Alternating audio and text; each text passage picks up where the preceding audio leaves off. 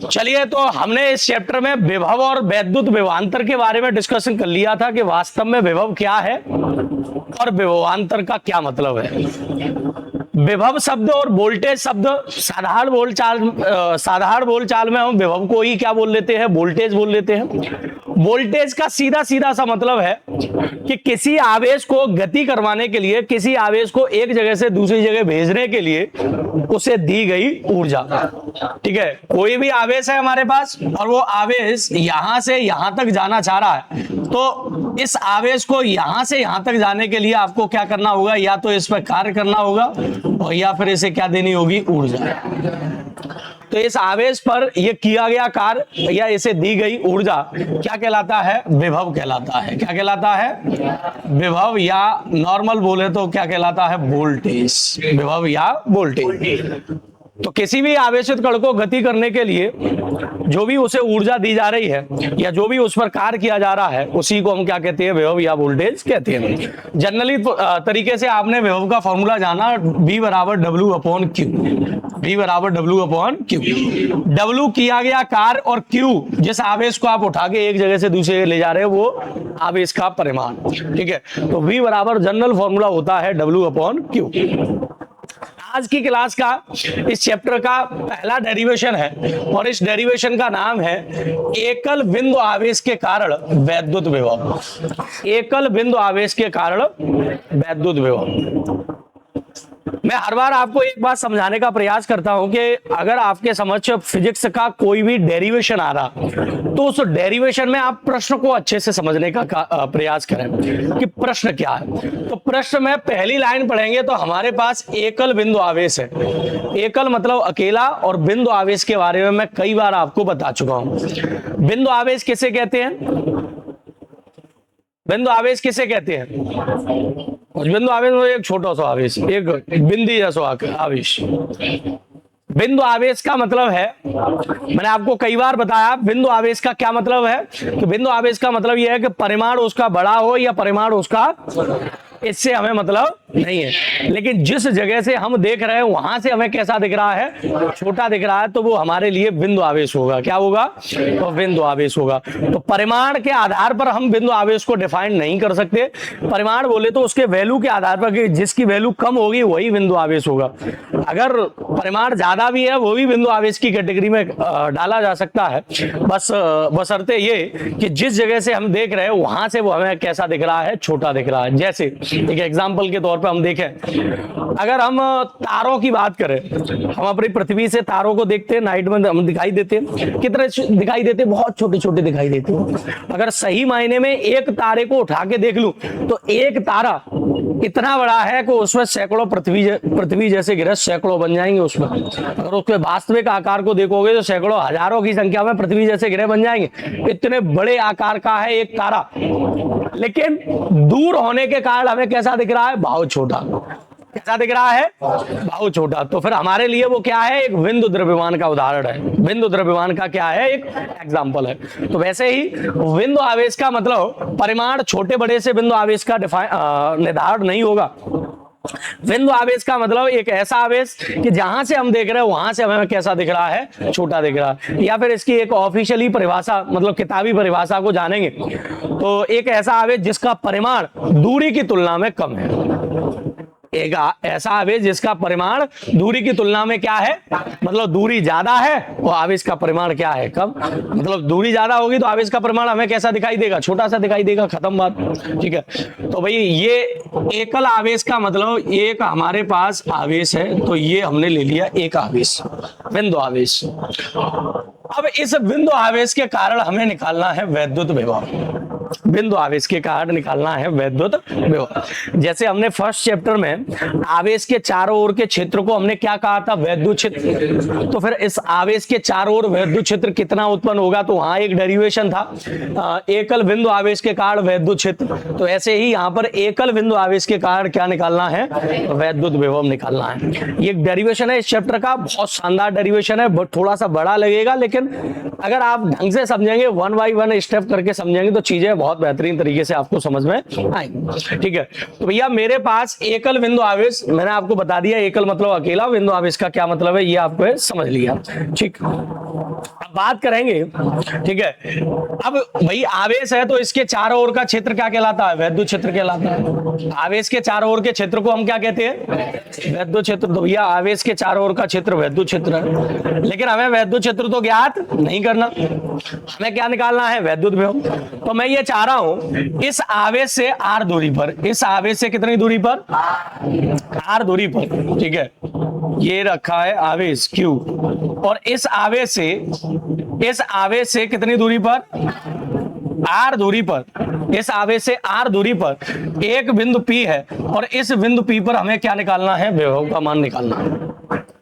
इस डेरिवेशन का सीधा सीधा सा मतलब यह है कि एक हमारे पास जो बिंदु आवेश है, उस बिंदु आवेश से r दूरी पर हमें काय का मान निकालना है? विभव का मान निकालना है। काय का मान निकालना है? विभव का मान निकालना है। अच्छा, कल की क्लास याद करो। कल आपको विभव में क्या बताया था कि साहब अगर मेरे पास कोई वैद्युत क्षेत्र है और एक परीक्षण आवेश अनंत पर रखा है, तो इस परीक्षण आवेश को अनंत से वैद्युत क्षेत्र के भीतर किसी बिंदु तक लाने में किया गया कार्य, ठीक है, तथा इस आवेश के अनुपात को ही हमें इस बिंदु का क्या कहते हैं? विभव कहते हैं। क्या कहते हैं? विभव कहते हैं। तो बेटा आपको इस बिंदु P का क्या निकालना है? विभव निकालना है। तो फिर यहां पर अनंत पर एक परीक्षण आवेश स्थित है, धन परीक्षण आवेश स्थित है, और इस अनंत पर धन परीक्षण आवेश को आपको कहां लाना पड़ेगा? बिंदु P तक। और बिंदु P तक लाने में जो कार्य करेंगे वो कार्य तथा इस आवेश Q0 के अनुपात को ही हमें इस बिंदु P का क्या कहेंगे? विभव कहेंगे। बिंदु P का क्या कहेंगे? तो हमें इस बिंदु P का विभव निकालने के लिए हमें यह पता करना होगा कि इस अनंत पर रखे परीक्षण आवेश को अनंत से बिंदु P तक लाने में कितना कार्य करना पड़ेगा। अगर हमें कार्य पता चल गया तो इस बिंदु P का विभव भी बहुत आसानी से हम ज्ञात कर लेंगे।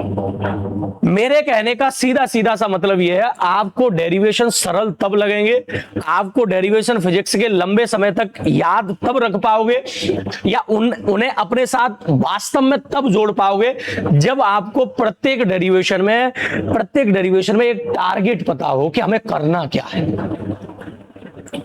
वास्तव में हम क्या करते हैं कि टीचर हमें डेरिवेशन बता देता है, इक्वेशन फर्स्ट, इक्वेशन सेकंड, और ये पूरा सॉल्व करने के बाद और हम क्या करते हैं? उन इक्वेशनों को याद करने का प्रयास करते हैं। हमें ये पता करना पड़ेगा कि गुरुजी ने ये बात रखी तो क्यों रखी, ये बात यहां पर लेके आए तो क्यों लेके आए। अगर आपको इस क्यों का कारण पता चल गया कि हम ऐसा कर रहे हैं तो क्यों कर रहे हैं, तो बेटा फिर वो डेरिवेशन आपके लिए हो जाएगा सरल, क्योंकि अब आपको कारण पता है ऐसा हम क्यों कर रहे हैं। तो सबसे पहले हमने इस डेरिवेशन के प्रश्न को पढ़ा। प्रश्न पढ़ने पर हमें यह पता चला कि एक बिंदु आवेश है, इसके चारों ओर का क्षेत्र क्या कहलाएगा? वैद्युत क्षेत्र। इस बिंदु आवेश से कुछ दूरी पर हमें क्या निकालना है? विभव का मान ज्ञात। लेकिन अभी तक हम विभव कैसे निकालते रहे कि किसी परीक्षण आवेश को अनंत से, और जिस बिंदु का विभव निकालना उस बिंदु तक आप उठा के लेके आओ, और अनंत से उस बिंदु तक आप उठा के लेके आएंगे तो इसके लिए क्या करना पड़ेगा? कार्य। वो किया गया कार्य तथा उस आवेश के अनुपात को ही हम क्या कहते हैं? उस बिंदु का विभव कहते हैं। तो अगर वास्तव में आपको इस बिंदु का विभव निकालना है तो भाई अनंत से और इस बिंदु P तक आने में किया गया क्या निकालना पड़ेगा? कार्य निकालना पड़ेगा। मतलब आपके पास एक टारगेट हो गया कि आपको क्या निकालना है? कार्य निकालना है। क्या निकालना है? वर्क निकालना है। अगर आपने वर्क निकाल लिया तो आप इस बिंदु P का विभव निकालने में भी सक्षम हो जाएंगे। ठीक है, एक टारगेट मिला। टारगेट क्या है? कार्य को निकालना। ठीक है, तो चलिए भैया अब इस पूरे डेरिवेशन में हमें केवल क्या निकालना है? वर्क निकालना है कि परीक्षण आवेश को अनंत से वैद्युत क्षेत्र के भीतर बिंदु P तक लाने में किया गया कार्य कितना होगा। इसे थोड़ा सा हम कर लेते हैं छोटा। ठीक है, हाँ लो साहब कर लिया छोटा। ठीक है, अब करते हैं आगे का काम। अब इसके लिए थोड़ा सा चित्र में हम बदलाव करते हैं। अब देखो, अनंत से परीक्षण आवेश Q0 को बिंदु P तक लाने में कार्य निकालना है। क्या निकालना है? कार्य। अब ये बिंदु P और अनंत तक की जो दूरी है वो तो अनंत दूरी है, वो हमें ज्ञात ही नहीं है। समझ रहे हैं कि नहीं समझ रहे हैं? ये वाली दूरी हमें ज्ञात नहीं है। ये परीक्षण आवेश Q0 यहाँ रखा है, ठीक है। तो ये वाली दूरी तो ज्ञात नहीं है, तो हम क्या करेंगे, इस अनंत दूरी को छोटी छोटी दूरी में बांट लेंगे, छोटी छोटी डिस्टेंस में क्या कर लेंगे, बांट लेंगे, ठीक है। अब छोटी छोटी डिस्टेंस में बांट के क्या करेंगे, देखें कराता हूं। देखिए अनंत से बिंदु P तक की जो दूरी है, अनंत दूरी हमें ज्ञात नहीं है, तो इस दूरी को हम छोटी छोटी दूरियों में क्या कर लेते हैं, विभाजित कर लेते हैं। और इसमें से एक दूरी को हम A और B दो बिंदु मान लेते हैं, और मान लेते हैं A और B बिंदु के जो बीच की दूरी है वो dx है। कितनी है, A और B बिंदु के बीच की दूरी कितनी है, dx। और ये जो बिंदु आवेश Q है, इस बिंदु आवेश Q से और इस बिंदु B तक की जो दूरी है वो कितनी है, x। कितनी है, मान लिया। हम ये मान लेते हैं कि इस धन परीक्षण आवेश Q0 को आप उठा के लेके आए हो, पहले बिंदु B पर लाए होगे, पहले कहां पर लेके आए होगे, फिर बिंदु A पर, फिर बिंदु P पर, ऐसे ही छोटी छोटी दूरियां ट्रेवल करके लेके आए हो। तो मान लो आपने बिंदु B पर इस धन परीक्षण आवेश Q0 को लेके आए हो, तो बेटा ये भी आवेश धन और ये भी आवेश धन, तो धन धन के बीच में एक क्या लगेगा, प्रतिकर्षण बल लगेगा। क्या लगेगा, प्रतिकर्षण बल लगेगा। जब धन परीक्षण आवेश Q0 को आप बिंदु B पर लाएंगे तो बेटा Q के द्वारा इस पर क्या लगेगा, वैद्युत बल लगेगा। इस वैद्युत बल का मान अगर हम देखें तो इस वैद्युत बल का मान होगा कूलाम के लॉ के अनुसार 1/4πε0 और Q1 Q2 बट्टे में कितना, r²।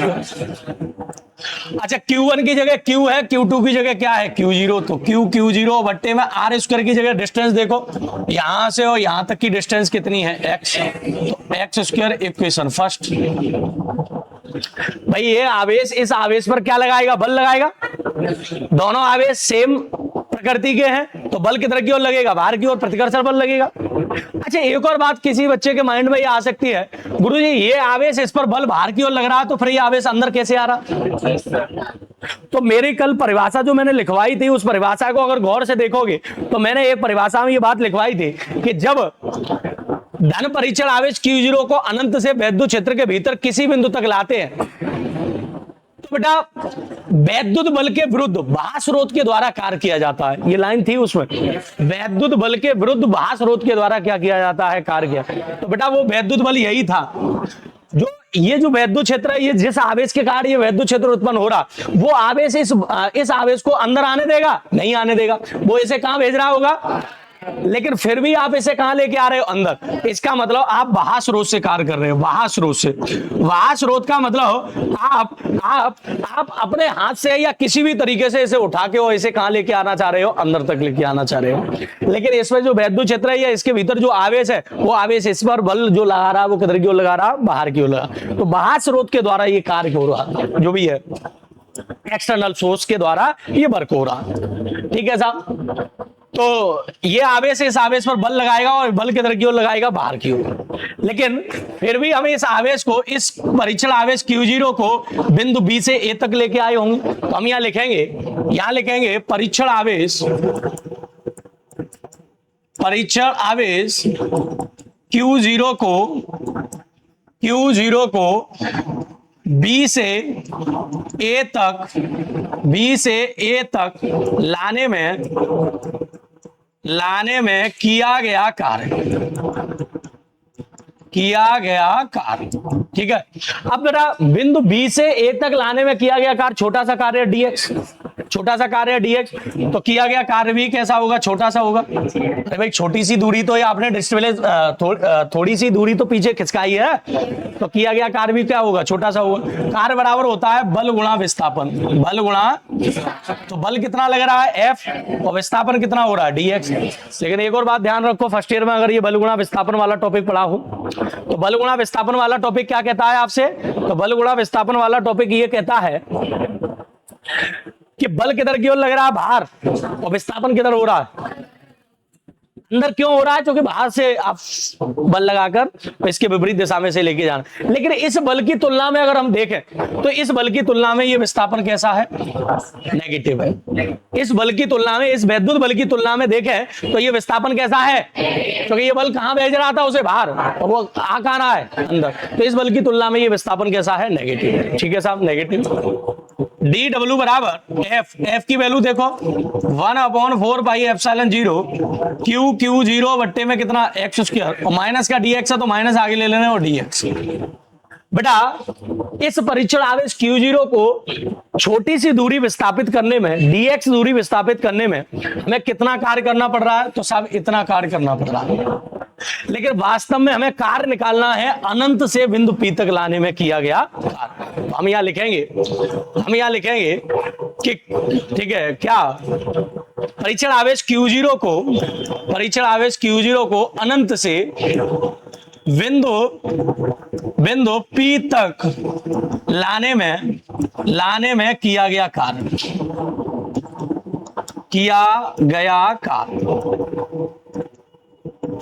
बिंदु P तक लाने में किया गया कार्य। अच्छा, अब यहां पर हम मैथमेटिक्स का यूज करेंगे। अगर हमें छोटी सी दूरी विस्थापित करने में कार्य पता है और हमें उसका टोटल कार्य निकालना है अनंत से बिंदु P तक लाने में, तो फिर हम इसका क्या करेंगे? समाकलन। अगर हमें छोटी सी दूरी विस्थापित करने में कार्य पता है कि इतनी दूरी विस्थापित करने में कार्य इतना, और टोटल निकालना है, तो फिर इसी का क्या करना होगा? समाकलन। इंटीग्रेशन डी डब्ल्यू बराबर इंटीग्रेशन 1/4 पाई एप्सिलॉन 0 और कितना है क्यू जीरो बट्टे में एक्स स्क्वायर और डी एक्स। बेटा यहां पर हमें लिमिट लगानी पड़ेगी। क्या लगानी पड़ेगी? पहले आवेश कहां पर रखा था? तो अनंत पर, तो लिमिट अनंत से, और उठा के कहां लेके आए हो? बिंदु P तक। और बिंदु P तक मतलब इस ओरिजिनल आवेश से देखे तो कितनी दूरी तक लेके आए हो? R2। तो इसका मतलब हमें लिमिट लगानी पड़ेगी अनंत से R। अनंत पर रखा था और कितनी दूरी तक उठा के लेके आए? R दूरी तक। अगर ये लिमिट नहीं लगाओगे तो बेटा ये जो इंटीग्रेशन होगा वो इंटीग्रेशन अनंत से उठा के जाके चांद पर रख देगा। काय की चांद पे? Q की चांद पे। तो हमें Q तक नहीं लाना, हमें Q से कितनी दूरी तक लेके आना? R। तो फिर हमें लिमिट लगानी पड़ेगी अनंत से R तक। इस परीक्षण आवेश Q0 को अनंत से कहां लेके आना है? R। अनंत से R में लाने में किया गया कार्य। इंटीग्रेशन कर दोगे हो जाएगा काम। अब चलो इंटीग्रेशन वाले तैयार हो जाओ भाई साहब। अब इंटीग्रेशन वाले, इंटीग्रेशन डी डब्ल्यू। बेटा इंटीग्रेशन अगर dx का करोगे तो नॉर्मल क्या आता है आंसर? x। तो इंटीग्रेशन डी डब्ल्यू, तो इसका क्या आएगा? W। इंटीग्रेशन कांस्टेंट चीजों का नहीं होता, जो चीज बदल रही हो उसी का होता है केवल। ठीक है, तो माइनस बाहर निकाल लो 1/4 पाई एप्सिलॉन 0 तो कांस्टेंट है ही, जिसका मान फिक्स होता है।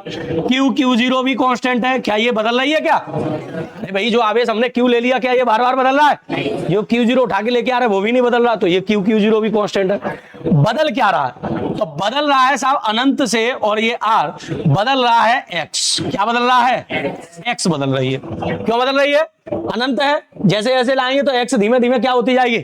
डिस्टेंस कम होती जाएगी, नहीं होती जाएगी, और लास्ट में काय के बराबर हो जाएगी? R के बराबर। तो x का मान बदल रहा है तो इंटीग्रेशन x का ही होगा। ठीक है, चाहो तो एक स्टेप और शॉर्ट करना चाहो, नीचे x की घात प्लस की, ऊपर जाके काय की हो जाएगी? तो इंटीग्रेशन काय का होगा? केवल x का। केवल काय का होगा? x का। कर दे इंटीग्रेशन है x का।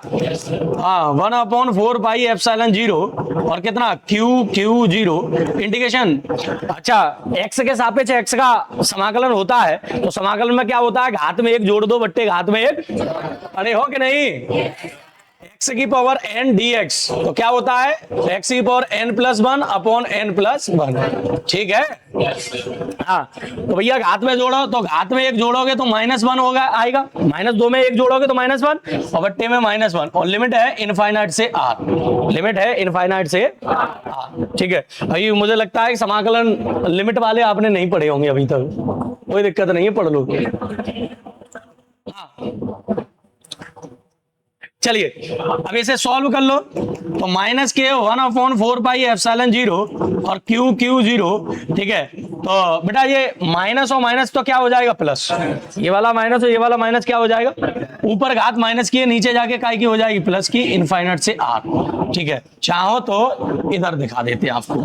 अब इसे कैलकुलेट करो। W बराबर 1/4 पाई एप्सिलॉन 0 और क्या है? Q और Q0। अच्छा, लिमिट सॉल्व कैसे करते हैं?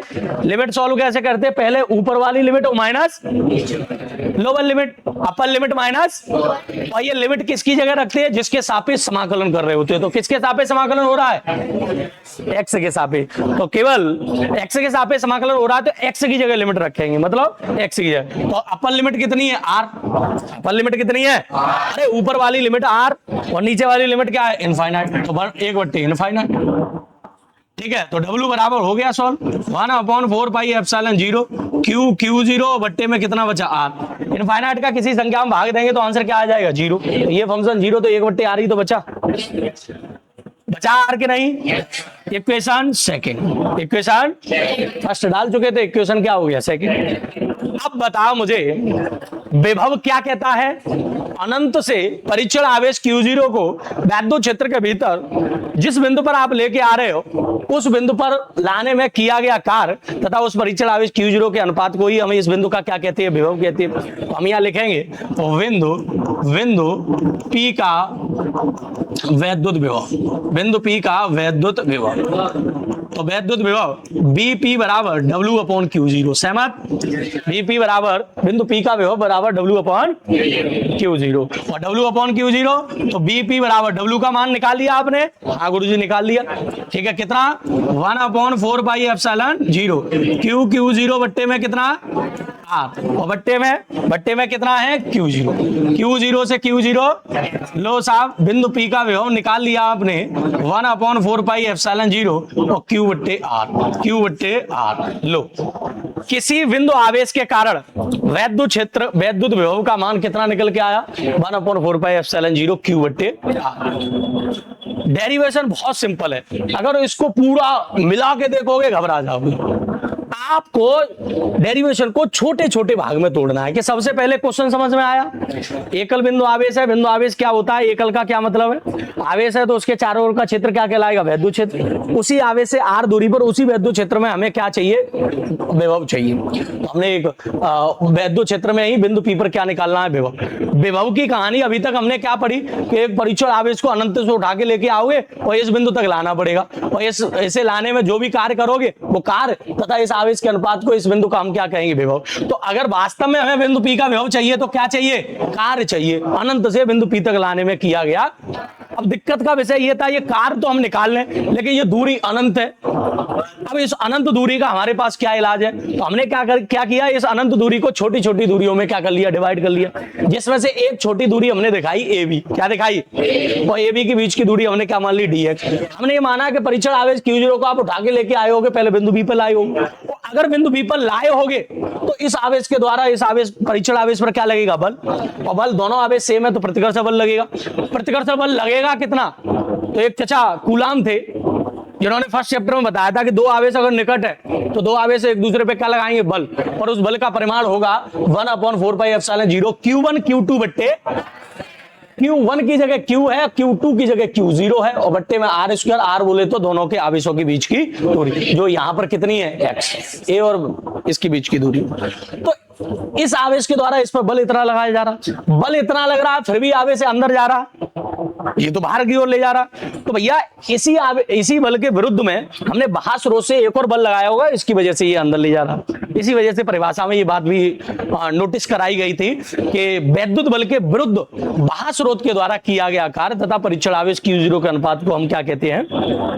उस बिंदु का विभव कहते हैं। ठीक है साहब, तो हमने ये देखा कि परिचल आवेश Q0 को बिंदु B से A तक लाने में किया गया कार्य, B से A तक लाने में किया गया कार्य। तो B से A तक लाने में किया गया कार्य का जनरली फॉर्मूला क्या होता है? बल गुणा विस्थापन।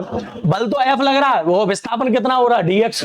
B से A तक लाने में, लेकिन दिक्कत ये है बल बाहर लग रहा था, विस्थापन अंदर हो रहा। तो इस बल की तुलना में ये विस्थापन कैसा है? नेगेटिव। नेगेटिव ये बात प्रदर्शित कर रहा है कि इस बल के द्वारा ये कार्य नहीं हो रहा, बल्कि इसके अपोजिट दिशा में एक बल लग रहा होगा जो बाह्य स्रोत से है, उसके द्वारा कार्य हो रहा है। ठीक है, नेगेटिव लगाया, बल का वैल्यू रखा, तो हमें ये पता चला कि छोटी सी दूरी विस्थापित करने में किया गया कार्य ये निकल आया। हमें चाहिए अनंत से बिंदु P तक लाने में किया गया कार्य, तो फिर हमने अनंत से बिंदु P तक लाने में किया गया कार्य, इसका इंटीग्रेशन में लिमिट लगाई। अब केवल हमने मैथमेटिकल कैलकुलेशन की है।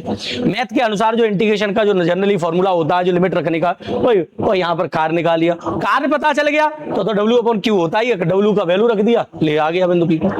अब मैं आपको एक चीज नोटिस करा दूं, मेरे पास एक बिंदु आवेश है और इस बिंदु आवेश से r दूरी पर, समझना बेटा, यहां पर दोनों का मतलब बिंदु आवेश से r दूरी पर एक बिंदु P है और इस बिंदु P पर अगर कोई आपसे वैद्युत क्षेत्र पूछ रहा तो वैद्युत क्षेत्र का फॉर्मूला होता है 1/4πε0 Q/r²।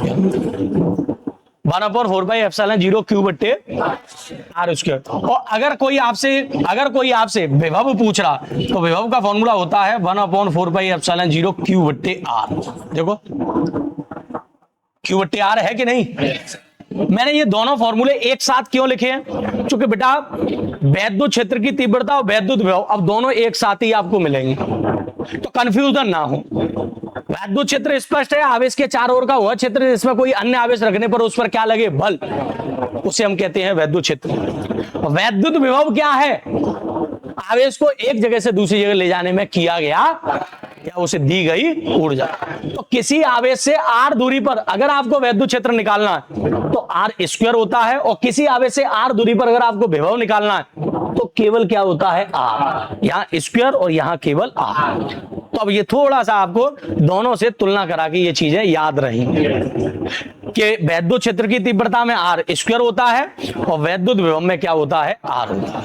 एक और बात बढ़िया बात, आपको ये बताया गया था कि जो विभव है, विभव वो एक कैसी राशि है, अदिश, मतलब ये डायरेक्शन से इसे कोई लेना देना, क्योंकि वास्तव में किसी भी आवेश को एक जगह से दूसरी जगह ले जाने में किया गया कार्य या दी गई ऊर्जा को हम विभव कह रहे हैं, और कार्य ऊर्जा एक आदेश है जिनमें कोई डायरेक्शन का कोई लेना देना नहीं है, तो विभव में भी कोई डायरेक्शन का लेना देना नहीं है, ठीक है।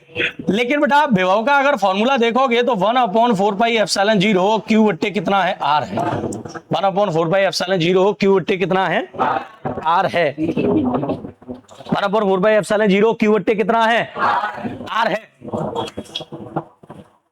तो विभव का मान दिशा पर तो डिपेंड नहीं करता, तो विभव का मान काय पर डिपेंड करेगा, टोटली परिमाण पर। काय पर डिपेंड करेगा, परिमाण पर। टोटली मैग्नीट्यूड पर डिपेंड करेगा, परिमाण पर डिपेंड करेगा।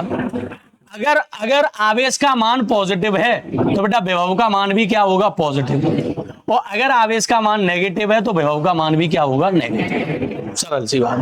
अगर आवेश पॉजिटिव तो विभव भी, और आवेश नेगेटिव तो विभव भी नेगेटिव। खत्म बात। धनात्मक विभव होगा तो आवेश धनात्मक होगा, ऋणात्मक विभव होगा तो आवेश भी क्या होगा, ऋणात्मक होगा। कहानी क्लोज, ठीक है। अब गुरुजी इस डेरिवेशन की तो हिंदी भी तो थोड़ी बहुत लिखाई जाएगी। इस डेरिवेशन में क्या लिखाई जाएगी, हिंदी, क्योंकि हर डेरिवेशन के बाद में एक हिंदी लिखाई जाती है, या डेरिवेशन का चित्र बनाने के बाद एक हिंदी।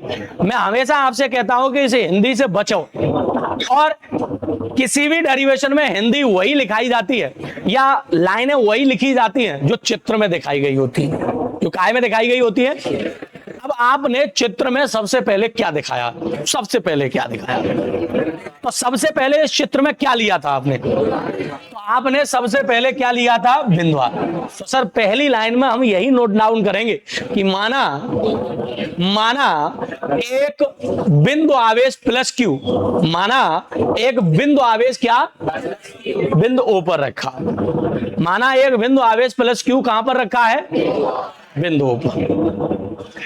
अब फिर उसके बाद क्या हुआ था, तो इस आवेश के चारों तरफ क्या उत्पन्न हो रहा था, वैद्युत क्षेत्र। हम ये लाइन फिर लिखेंगे, इस आवेश के चारों ओर उत्पन्न होने वाले वैद्युत क्षेत्र में, इस आवेश के चारों ओर उत्पन्न होने वाले वैद्युत क्षेत्र में इस बिंदु ओ से r दूरी पर, इस आवेश के चारों ओर उत्पन्न होने वाले वैद्युत क्षेत्र में इस बिंदु ओ से r दूरी पर एक बिंदु P है, और जिस पर काय का मान निकालना है, विभव का मान निकालना है।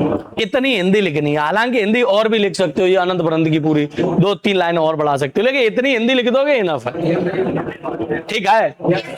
तो बढ़िया से हेडिंग डालिए आप और चित्र बनाइए और चित्र के बाद आप हिंदी लिखिए और फिर पूरा का पूरा डेरिवेशन आपको उतारना।